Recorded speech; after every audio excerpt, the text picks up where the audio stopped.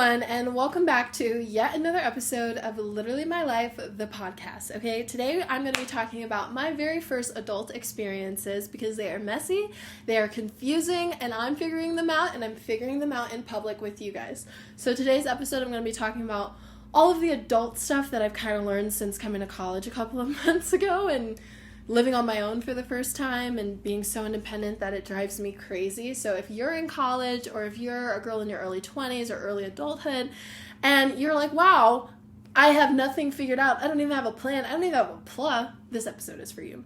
But before we get into today's episode, make sure to follow Literally My Life's Instagram and TikTok. Both links are in the episode description below. Subscribe to our blog and submit your questions to our Ask Alex for a chance to be featured on a future episode. Okay, so I have an outline. I'm going to be honest with you guys. That's why I'm going to be on my phone during this because I didn't have time to go over the outline a lot.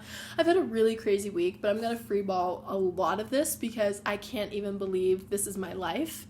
But that's why it's called Literally My Life. So the era that I'm in is a very confusing and messy one. You know that Taylor Swift song that's like, oh, we're happy, free, and confused at the same time? That's how I feel. And it's not great. It's not great because I've shared on here before that I'm kind of like a control freak in a way. Like, not a control freak where I need to have everything planned out to a certain extent. Like, I'm pretty flexible. But I like to know my steps in a certain order, if that makes any sense. But since going on my journey with faith, and, faith is having faith when taking a step when you can't see the whole staircase. So I've gotten a lot better with that because of my faith in God. But I have to say my life is, especially my early adulthood years, it's not panning out the way that I thought it would pan out.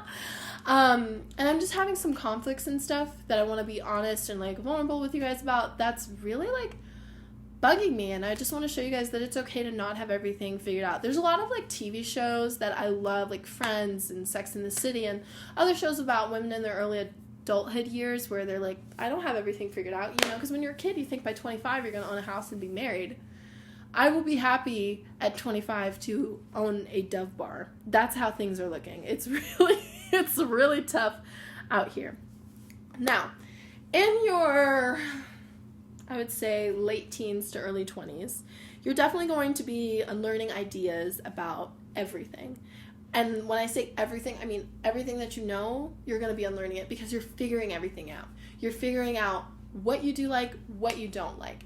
And this can go from how you like to keep your apartment clean. This is my first time living on my own. I don't know if I've ever shared this with you guys, but my mom is a complete, neat freak. And so my house was always clean. My room was always clean. Now I live on my own. So, I'm okay, do I want to be a super clean person like my mom? Do I want to have a little clutter? Do I want to be a complete junky person? So you're figuring stuff out like that. You're figuring out your daily routines. What time am I a morning person? Am I a night person? Am I a night owl? What's going on? Because when I was a kid, I used to wake up at 9 a.m. or 6 a.m. on the dot every morning. I wish I could get that back. Am I energetic? Everything. What kind of guys do I like? What do I want in my career? Who is the person that I want to become? These are the questions that you're going to be asking yourself every single day. And if they're freaking you out, that's okay. Because they're freaking me out for sure. Now, one thing that I have realized since being in college, when it comes to men, because we're going to be talking about men in this episode, kind of going through something, we'll go through the story time later. Attraction does not equal compatibility. Let me tell you guys why. When you're in college, so much stuff goes on. So much stuff, because you have so much freedom that you didn't have in high school. Because you don't have parents at your dorm anymore. If you live in a dorm, you have complete freedom. All you have to check and balance with is a roommate. And guess what? I don't have a roommate. So if I really wanted to, I could have people running out of here every day. Now, obviously, I wouldn't because I'm a woman of a certain standard and I'm a woman of God and I wouldn't do that. But I'm just saying, there's no checks and balances. So you can run wild.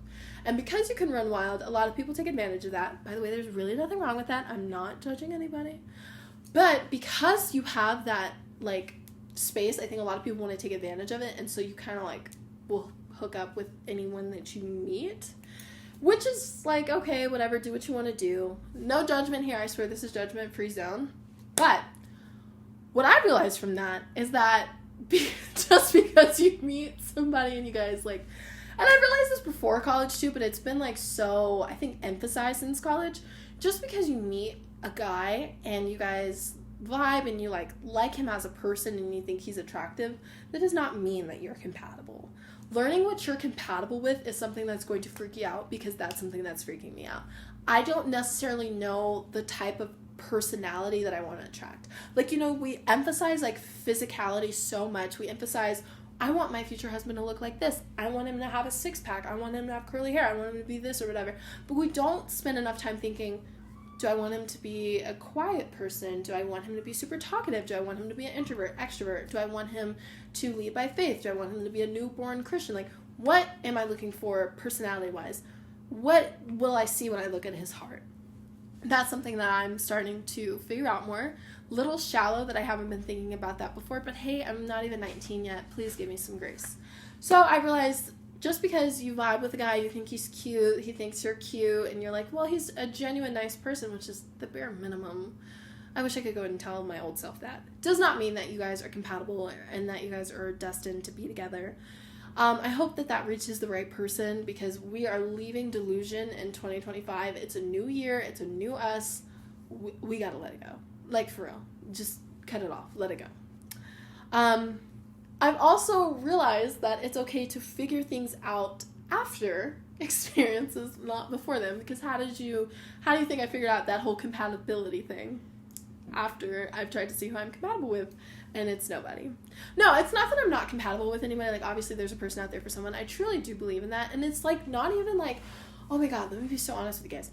I'm not even the like slightly interested in a relationship. I'm not the most like romantic person. That's never been my priority in life. Like, I've never been the girl that's like, oh my god, my number one priority is to get married and have kids. I want to get married and have kids. I want to have a whole basketball team of children, but that's not my thing. I'm not the girl that's going to meet a guy everywhere I go and flirt with every guy or whatever. That's just never been my personality. And if that's who you are, cool. No judgment. Like, this is a judgment-free zone. That's just not who I am. I like to be independent. I like to be by myself. I like to be single. I just love my freedom. Like, I love it here.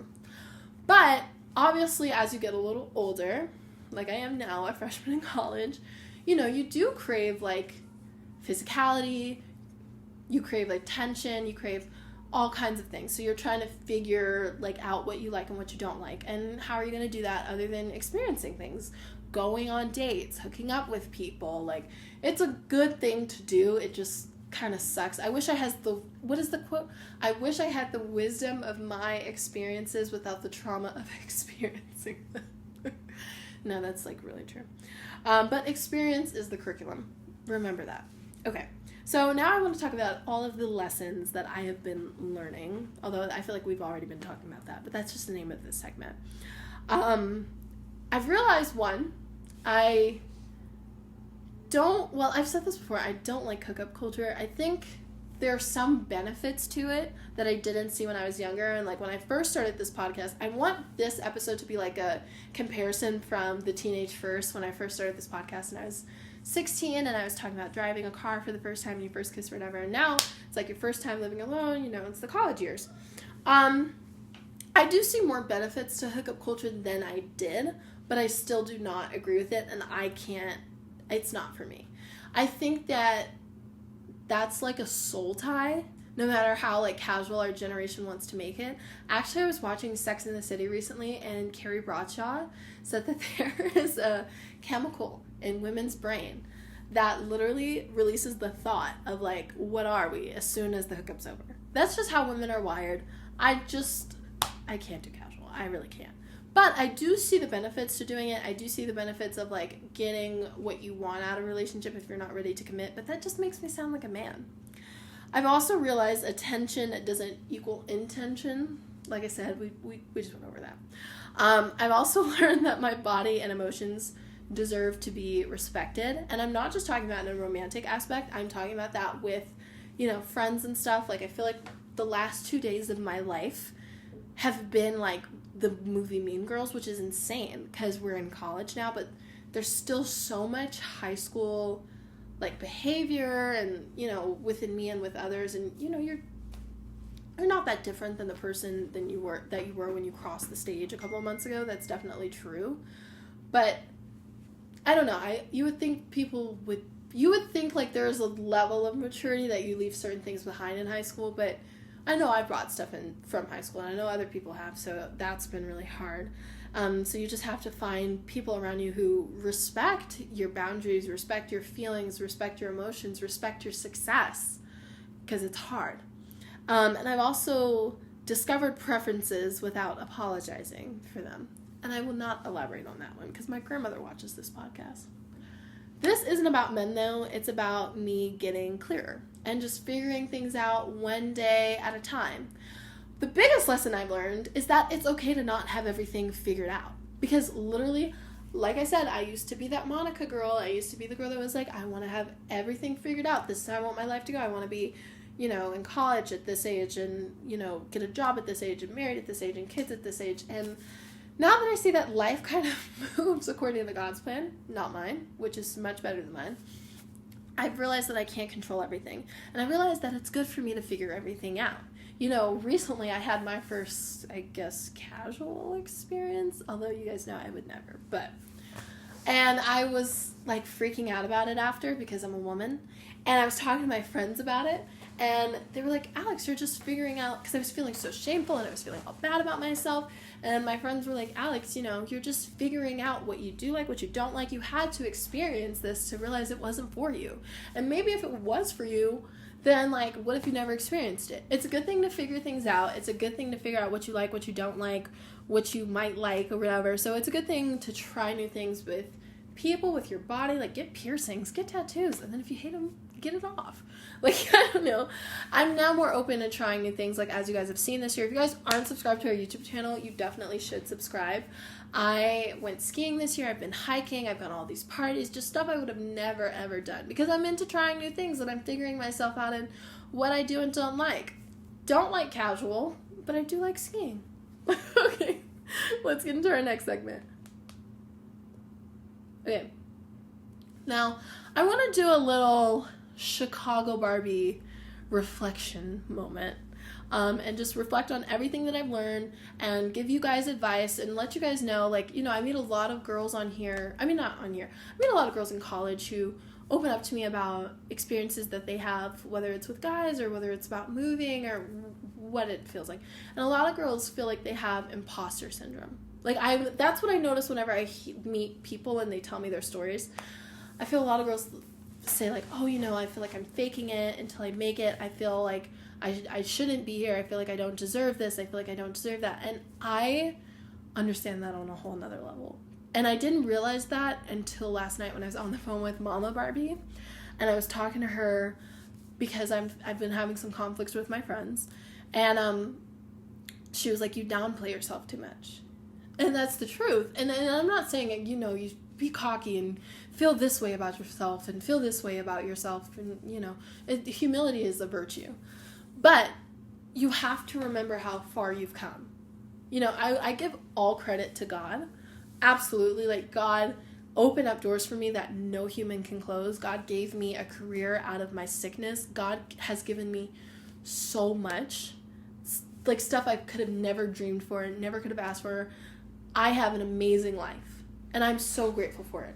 But I don't credit myself in the sense of, like, I could have been disobedient, not listened to God, never interviewed athletes, never started a podcast, never did anything that God called me to do, and I don't know where I'd be at.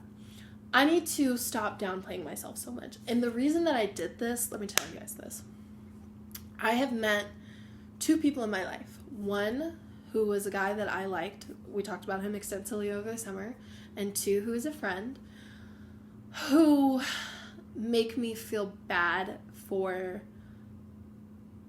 my success, or make me feel bad for wanting more than I've had, or make me feel bad for the life that I live. And I can't tell you how limiting and how hard that is to deal with when someone you love doesn't love or isn't crazy about the lifestyle that you carry on. That's heartbreaking. Like, that's legit heartbreaking. It's so hard to deal with someone who you feel doesn't fully accept you. you know? When you're a woman who lives in the spotlight, when you're a woman in media, when you're a woman who records her whole life, you know, obviously there's going to be a lot of pushback with it, but you expect that from like internet trolls. You don't expect it from people in your close inner circle. Now, I'm so grateful for like my support system. I have amazing friends. I have an amazing mother. I serve an amazing and wonderful and loving God. But it hurts when you want someone to support you and you feel like they don't. That definitely hurts. And with the guy over the summer, I let him get to me. You know, I was so honest and vulnerable with you guys about that. I let his doubts or his, not doubts or negativity, he never like talked down to me or was like, oh, you know, you shouldn't do this, you shouldn't do that or whatever. But I could tell that what I did made him uncomfortable. Like, you know, one time he went with me to do interviews and I could tell he did not like it. He hated it. And I remember I would downplay myself in front of him. He didn't like that I wore a lot of makeup, so I would try to like wear less makeup and stuff around him or whatever. And then when things didn't work out between us, I remember I was so crushed. And then I was like, you know what, God, I'm so glad that I didn't have to do this. I'm so glad that you took him out of my life, because I realized the bigger picture, the big lesson with him. And it was that you can't be around somebody that's going to make you feel like an imposter. You have to be around people that love you and know you. Actually, I want to read you guys a text from my best friend, Sky. You guys know Sky. She's been on the podcast before. If you guys didn't catch that episode, it's Things Your Mom Never Told You. It was a really good episode, so you guys should go see that one. But we were texting today about the situation that I've had with my friends. And she said, I'm so proud of you and you're going to keep doing bigger and better things. And I was like, oh, like you're so sweet. And then we were talking and she said, and nobody should make you feel bad for the life you've created for yourself. And that just spoke to me in so many other ways. Like, I was like, yeah. And I was like, it clicked to me. I was like, this is the life that I created for myself. I don't know why I feel like such an imposter. Why do I feel like this was just handed to me or given to me? Yes, God gave me the idea.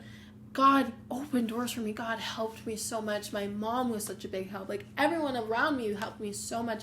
But I did it.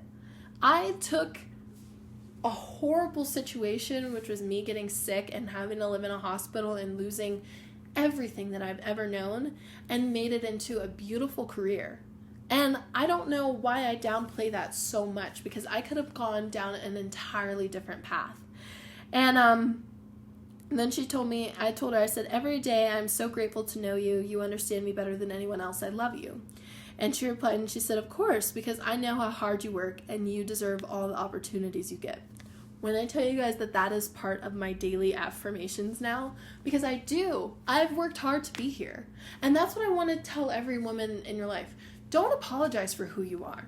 Don't apologize for anything about yourself, because that's who you are. And if you're around people that make you feel like you have to apologize for who you are, then you have to get them out of your circle. You know, like one example is I had to have this conversation with my dad. My dad and I talked because my dad always tries to make me feel bad for being so high maintenance. Like, I love to keep my hair and my nails. I know I look a mess right now. I just came from the gym. But you guys know I love to wear makeup. I love to keep my hair done. I love to, you know, get facials. I've always been a high maintenance girly. And my dad will have talks with me, and it seems like he kind of like talks me down at times. I love my dad. I'm an amazing dad. This is just like an example. And I'll be like, wow, it feels like you're making me feel bad for being myself. You know, I've talked to my dad about this, and now the conversations have shifted, and he's great. But that's just an example. Don't be around people that make you feel bad for being you and having your personality. You know, my dad probably only complains about the maintenance because he's the one that has to pay for it. But could you imagine if that was like a guy I'm dating who was like, why do you have to get your nails done every 2 weeks? Why do you always have to wear makeup? I don't like girls who don't wear makeup. Like, then why are you Then why are you here then? You know, so it hasn't been a struggle with a guy because I rarely date. Like, I stay in this dorm room more than you guys could ever know. But it's more been a struggle with, like, friends. Like, you know, since the whole success of the Chicago Barbie, I've had issues making genuine friends that the success and stuff doesn't bother them. And I've downplayed my success a lot to make others feel comfortable and to let their light shine.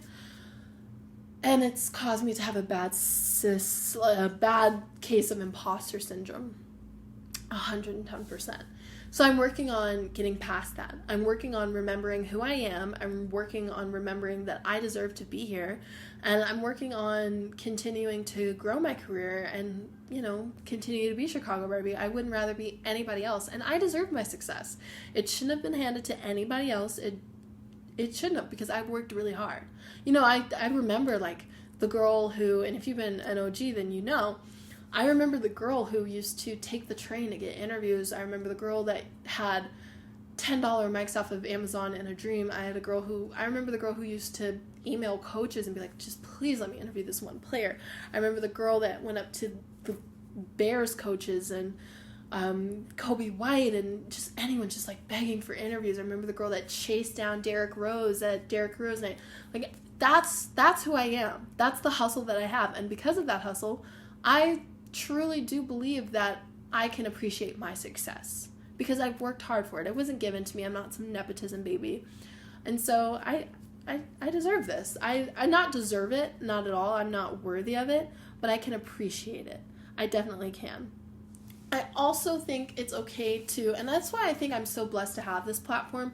I love to be the girl in public who's figuring everything out privately, to let other girls here know that you're not alone. If you're struggling with something that's weighing on your heart, whether it's like, I don't know, you might depend on alcohol too much, or a pornography addiction, or an issue with a boy, or I don't know, these are just things that are on my heart today. I want to let you know that you're not alone. You're not alone in feeling like an imposter. You're not alone in feeling like you don't have anything figured out. You're not alone in feeling broke. You're not alone in feeling unworthy.